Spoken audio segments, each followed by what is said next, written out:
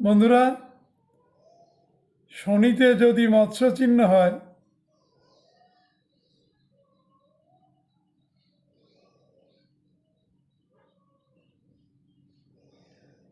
তাহলে 38 বছর পরের থেকে সেই জাতকের প্রভূত উন্নতি সাধিত হয় এবং মান সম্মান ধন সম্পত্তি বৃদ্ধি হয়।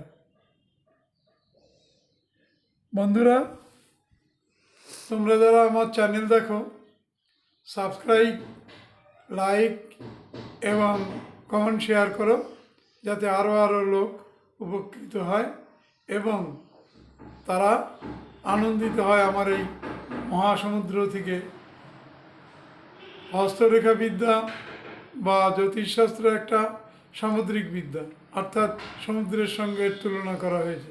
সমুদ্রের যেমন কোনো তলকুল পাওয়া যায় না, যেমন তার অন্ত নেই, সে কোথায় কী লুকিয়ে রেখেছে রত্নভাণ্ডারে তার কোনো ঠিক নেই, তেমনি এই জ্যোতিষশাস্ত্রটাও এই রত্নময় সামগ্রীময় একটা বিশাল সমুদ্র।